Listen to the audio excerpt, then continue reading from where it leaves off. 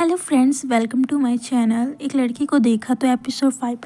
कामनी बोली, just shut up, mind your own business. मुझे ये सब पता है कि कौन कैसा है, और अगर तुम्हें इतनी फिक्र है तो कंपनी मेरे नाम क्यों नहीं कर देती। वैसे किसके लिए बचा कर रखी है ये कंपनी? अपने यार के लिए या अपनी नाजायज़ औलाद के लिए? अनिका थप्पड़ मारते हुए बोली, खबरदार अगर मेरी बच्ची को नाजायज़ कहा तो। अनिका गुस्से से निकल गई। तभी वहां भागते हुए प्रीति आई और अनिका के गले लग गई। अनिका ने प्यार से प्रीति के गाल पर हाथ फेरा और फिर चली गई। अनिका दुनिया में हर चीज़ से लड़ सकती थी, लेकिन कोई उसकी बेटी को नाजायज़ कहे ये उसे बर्दाश्त नहीं था।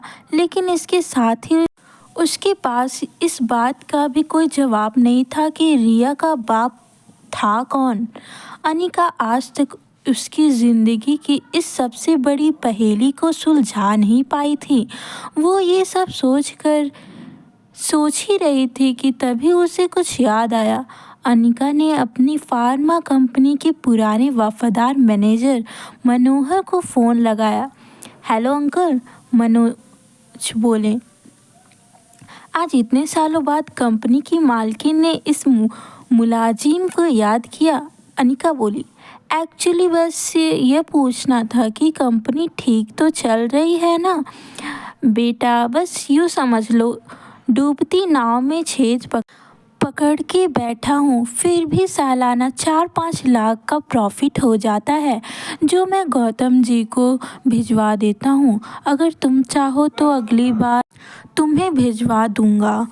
नहीं नहीं अंकल, उसकी कोई ज़रूरत नहीं है, आप अपना ख्याल रखिएगा। आखिर क्या है इस छोटी कंपनी में जो डोगरा सब हाथ धोकर इसके पीछे पड़ गए हैं। पहले मेरे जरिए यह कंपनी हड़पने की कोशिश की और उसी के चलते कुणाल से मेरी शादी करवाई, और अब कंपनी के ज़रिए ये कंपनी पाना चाहते हैं। लेकिन क्यों?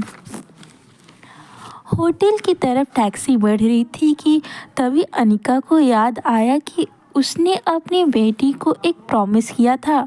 लेकिन अनिका इस बात से अनजान थी कि उसने प्रॉमिस रिया को नहीं बल्कि रोहित मारवा के बेटे आर्यन को किया था। होटल पहुंचते ही अनिका की कार को सिक्योरिटी गार्ड्स ने घेर लिया और वो अनिका का रास्ता रोक कर खड़े हो गए। अनिका बोली, ये क्या बदतमीजी है? इस तरह से मेरा रास्ता रोकने का क्या मतलब है? सॉरी मैडम, हमें आपका सामान चेक करना होगा।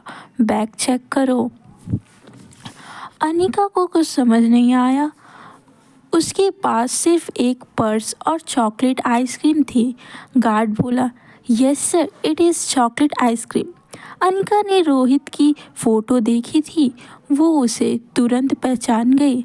अनिका बोली, what nonsense is this? You can not do this with me.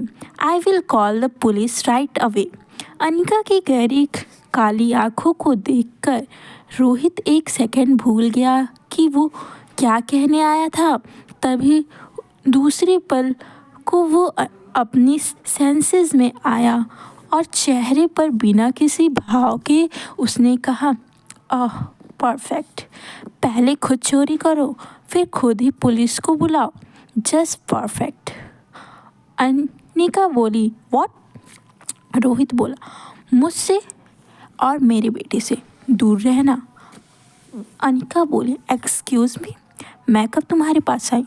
And listen, इस आलीशान होटल के मालिक हो, इसका मतलब यह नहीं है कि अपने गेस्ट के साथ इस तरह बदतमीजी करो।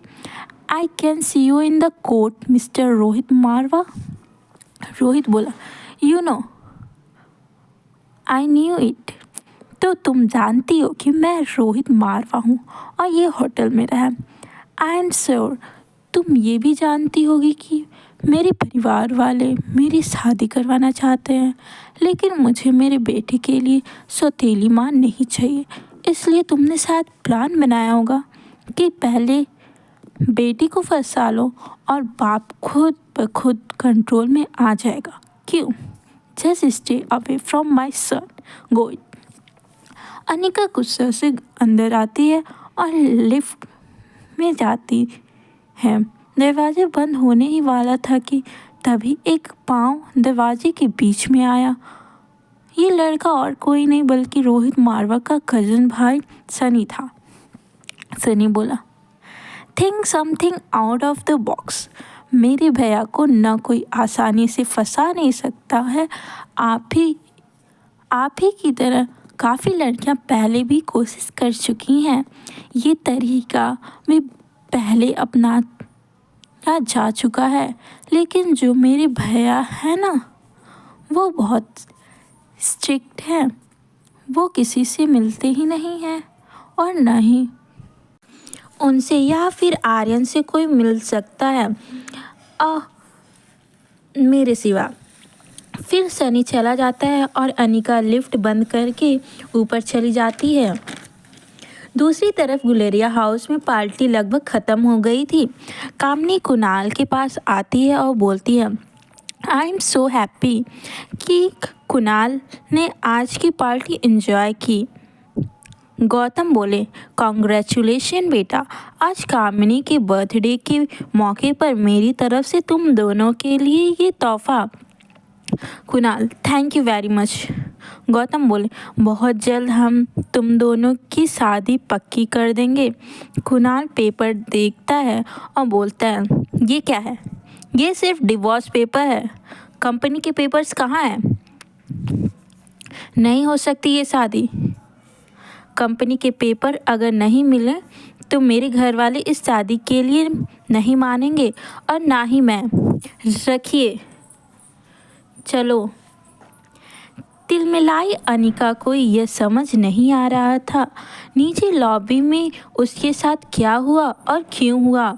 उसने होटल बदलने का मन बना लिया और रिया को लेने बेडरूम में गई, पर रिया को इस तरह सोते देखकर अनिका का गुस्सा एक सेकंड में शांत हो गया। वो रिया के माथे को चूमती है, तभी उसके फ़ोन में एक नोटिफिकेशन आया। अनिका ने मोबाइल चेक किया तो देखा कि उसके डॉक्टर अमृता नाम वाले मेल बॉक्स से रोहित मारवा का मैसेज आया था, वरना मीट यू अर्जेंट। एक पेशेंट है जिसको दिमाग का ऑपरेशन करवाना है, जो सिर्फ आप कर सकती हैं। अनिका ने मैसेज किया, दिमाग का इलाज पहले आपको करवाना चाहिए। वहाँ रोहित डॉक्टर अमृता का मैसेज पढ़कर शॉक हो गया। रोहित को समझ नहीं आया कि डॉक्टर अमृता जैसी बड़ी न्यूरोसर्जन उसे ऐसे क्यों कह रही थी। रोहित ने अपनी कंपनी की आईटी हेड सैम को फ़ोन लगाया और बोला, hello Sam. Yes sir. Is there anything I can do for you sir?